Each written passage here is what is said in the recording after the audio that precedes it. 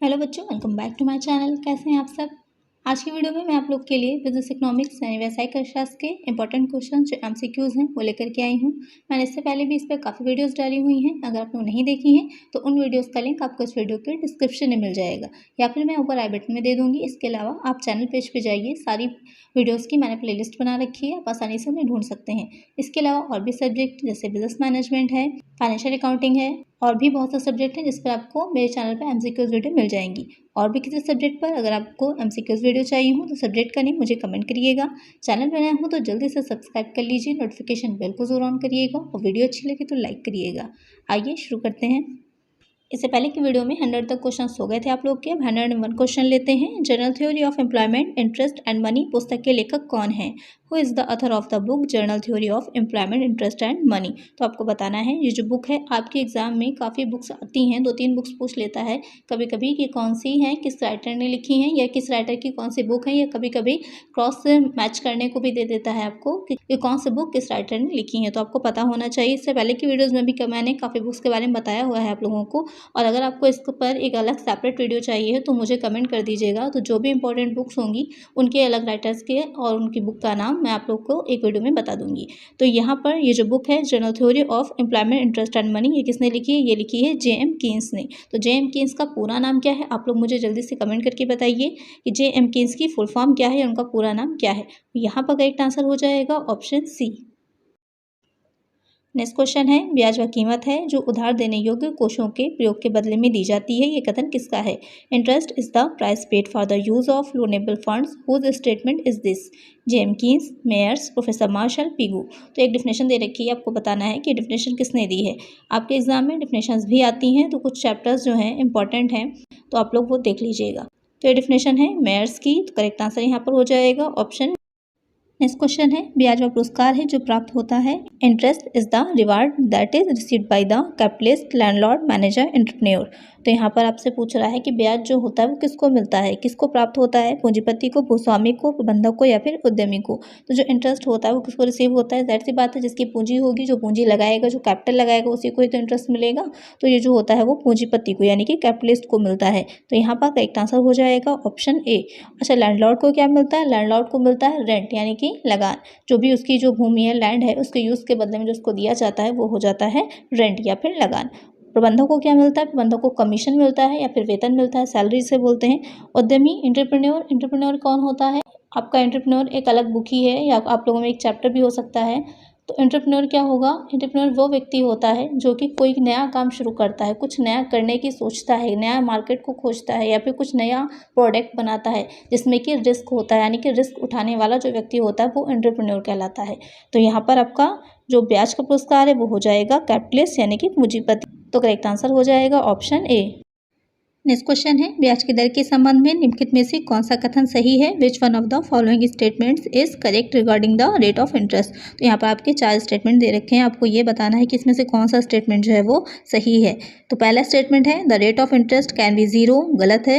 आपका कभी भी जो इंटरेस्ट का रेट है वो जीरो नहीं हो सकता, क्योंकि अगर जीरो होगा तो इसका मतलब ये है कि जो भी आपको दे रहा है, जहाँ से भी आप लोन ले रहे हैं उसके बदले में उस लोन के आप कुछ भी उसे नहीं देंगे, तो वो जाहिर सी बात आपको क्यों लोन देगा।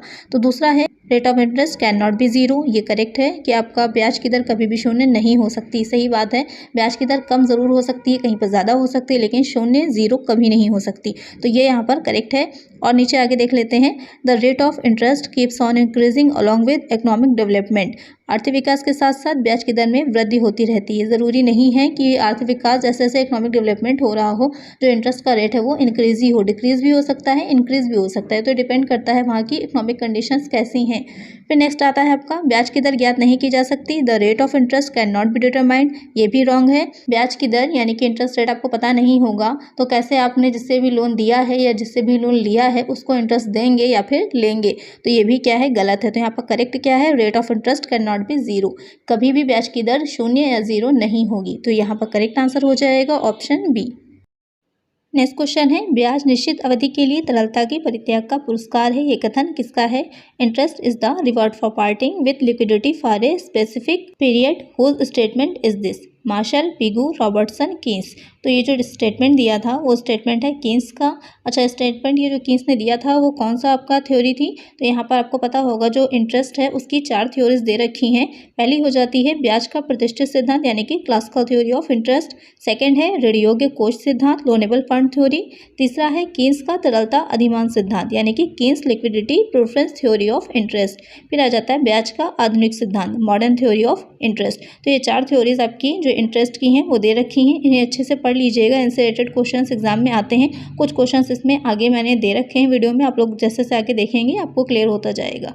तो यहाँ पर ये जो कथन है ये किस स्टेटमेंट दिया था, डेफिनेशन है किसकी है? कीन्स की है। तो करेक्ट आंसर हो जाएगा ऑप्शन डी। नेक्स्ट क्वेश्चन है ब्याज के तरलता पसंदगी सिद्धांत में सट्टा उद्देश्य के लिए मुद्रा की मांग निर्भर है। In the liquidity preference theory of interest the demand of for money for speculating purpose is dependent on the size of the population at the income level at the standard of living at the rate of interest. तो यहाँ पर जो ब्याज का तरलता पसंदगी सिद्धांत है उसमें जो सट्टा उद्देश्य है तो उस पर मुद्रा की मांग किस पर निर्भर करती है? जनसंख्या के आकार पर, आय स्तर पर, रहन सहन के स्तर पर, ब्याज की दर पर। को समझने के लिए सबसे पहले हम क्या करेंगे, जो ब्याज का तरलता पसंदगी सिद्धांत है यानी कि liquidity preference theory of interest किसने दी थी? कीन्स ने दी थी। पहले उसे समझ लेते हैं। तो इसमें कीन्स ने क्या कहा था, ब्याज हमें क्यों मिलता है? क्योंकि जो भी हमारे पास धनराशि होती है उसमें जब आपको पता होगा जो कैश होता है वो सबसे ज़्यादा लिक्विड माना जाता है कि कैश का यूज़ आप फौरन कर सकते हैं। बाकी कोई भी करंट एसेट होगी उसको चेंज करने में, से डेटर्स हैं, आप क्या करें, डेटर्स को भी चेंज करने में टाइम लगेगा, स्टॉक को चेंज करने में, नगद में, कैश में चेंज करने में टाइम लगेगा। लेकिन जो कैश होता है उसको आप फौरन डायरेक्ट यूज़ कर सकते हैं। तो जब आप किसी को उसे लोन की तरह दे देंगे, किसी को ऋण के रूप में दे देंगे तो क्या होगा, कुछ आप त्याग ही तो कर रहे हैं, उसके बदले में कुछ आपको मिलना चाहिए। ऐसे तो आप किसी को कोई भी धनराशि नहीं देंगे, तो उसके बदले में जो आपको मिल रहा है वही क्या कहलाता है? इंटरेस्ट कहलाता है। यही कीन्स का सिद्धांत था।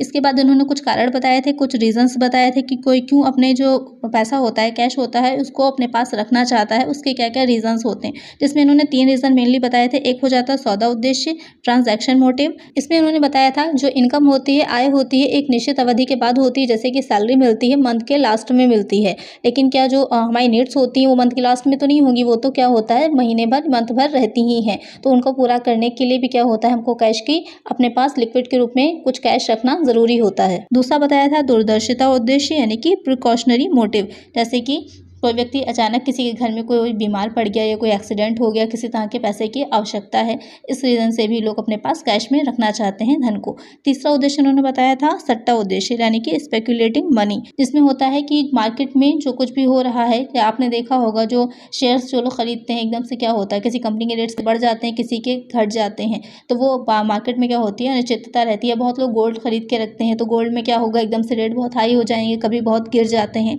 तो वहाँ पर क्या होता है, रहती है, पता नहीं होता है कि क्या होने वाला है। तो वहाँ पर बहुत लोग उसके लिए भी कैश को अपने पास रखते हैं, जिससे कि जब मार्केट में किसी चीज़ के प्राइस घट जाएंगे तब उस चीज़ को हम खरीद लेंगे, अगर बढ़ जाएंगे तो सेल कर देंगे या बेच देंगे। तो वो हो जाता है सट्टा उद्देश्य। तो यहाँ पर जो 2 चीज़ें इस पहले के कारण उन्होंने बताए थे वो कारण क्या हो जाते हैं, वो क्या है, फिक्स्ड है, उसमें ज़्यादा चेंजेस नहीं होते। लेकिन जो उन्होंने बात का बताया यानी कि जो स्पेकुलेटिंग वाला बताया है, सट्टा उद्देश्य है, वो क्या रहता है, वो चेंज होता रहेगा मार्केट की सिचुएशंस पे। तो वहाँ पर डिपेंड कर जाता है इंटरेस्ट रेट पर कि कितना उसको इंटरेस्ट रेट मिल रहा है। अगर ज़्यादा मिल रहा होगा तो ज़्यादा पर तो कैश नहीं रखेगा, वो क्या होगा, ऋण की तरह दे देगा। लेकिन अगर कम मिल रहा होगा तो अपने पास वो कैश को रखेगा। तो वो डिपेंड कर जाता है ब्याज की दर पर यानी कि इंटरेस्ट के रेट पर। तो यहाँ पर जो आपसे पूछ रहा है जो सट्टा उद्देश्य में, तो करेक्ट आंसर हो जाएगा ऑप्शन डी। आई होप आपको जो कीन्स का ये सिद्धांत है वो अच्छे से समझ में आ गया होगा। नेक्स्ट क्वेश्चन है ब्याज का तात्पर्य है interest means return from capital, additional income from capital, capital gains, commission received from capital. तो ब्याज का तात्पर्य क्या होता है, पूंजी से प्राप्त होने वाला प्रतिफल, पूंजी से प्राप्त होने वाली अतिरिक्त आय, पूंजीगत लाभ, पूंजी से प्राप्त होने वाला कमीशन।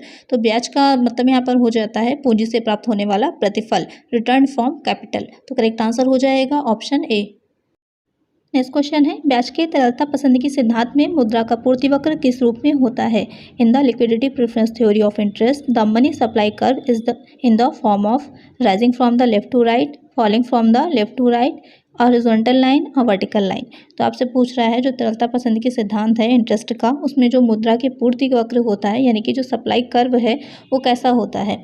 तो यहाँ पर आप जैसे कि स्क्रीन पर देख रहे होंगे फिगर, तो जो पूर्ति वक्र होता है यानी सप्लाई कर्व होता है वो सीधी एक खड़ी रेखा यानी कि वर्टिकल लाइन में होता है, ऊर्ध्वाधर रेखा के रूप में होता है। ऐसा क्यों होता है, क्योंकि जो क्योंकि जो मुद्रा होती है किसी भी इकोनॉमी में, किसी भी अर्थव्यवस्था में जो उसकी सप्लाई की जाती है, किसके द्वारा की जाती है? गवर्नमेंट के द्वारा की जाती है। कोई नोट खुद से तो नहीं छाप सकता। गवर्नमेंट जितने नोट भी मार्केट में लाएगी वही हमारी क्या हो जाते हैं? करेंसी हो जाती है। वही होती है मुद्रा की पूर्ति, सप्लाई ऑफ मनी। तो किसी अल्पकाल में, शॉर्ट टर्म में उस पूर्ति को, सप्लाई को क्या माना जाता है? फिक्स्ड माना जाता है, स्थिर माना जाता है। इसलिए जो वो रेखा होती है वो पूर्ति की खड़ी होती है, यानी कि वर्टिकल होती है, ऊर्ध्वाधर होती है। तो करेक्ट आंसर यहाँ पर हो जाएगा ऑप्शन डी। नेक्स्ट क्वेश्चन है, कुल ब्याज में कौन सा तत्व सम्मिलित किया जा सकता है? Which element can be included in the gross interest? Net interest, risk pay off, both A and B, none of the above. तो जो आपका ग्रॉस इंटरेस्ट होता है उसमें क्या क्या चीज़ें शामिल की जाती हैं? उसमें शामिल हो जाता है net interest, reward for risk, reward for management, payment for inconvenience. ये 4 चीज़ें शामिल की जाती हैं। तो यहाँ पर करेक्ट आंसर हो जाएगा ऑप्शन सी, शुद्ध ब्याज और जोखिम का भुगतान दोनों ही इसमें आ जाएंगे। तो करेक्ट आंसर यहाँ पर हो जाएगा ऑप्शन सी। नेक्स्ट क्वेश्चन है, केन्स के अनुसार विनियोग से अभिप्राय है? According to Keynes, investment is mean financial investment, real investment, both A and B, none of this. तो जो केन्स ने माना था, तो उन्होंने लिया था इन्वेस्टमेंट का मतलब रियल इन्वेस्टमेंट यानी वास्तविक विनियोग से। तो यहाँ पर करेक्ट आंसर हो जाएगा ऑप्शन बी। आज की वीडियो में इतना ही, मिलते हैं नेक्स्ट वीडियो में कुछ और नए क्वेश्चंस के साथ। अगर वीडियो अच्छी लगी हो तो लाइक करिएगा, चैनल पे नए हो तो सब्सक्राइब करिएगा, नोटिफिकेशन बिल्कुल जरूर ऑन करिएगा, जिससे जो भी वीडियो में डालूँ उसका नोटिफिकेशन आपको मिल जाए। ज़्यादा से ज़्यादा फ्रेंड्स के साथ शेयर करिएगा। Thank you.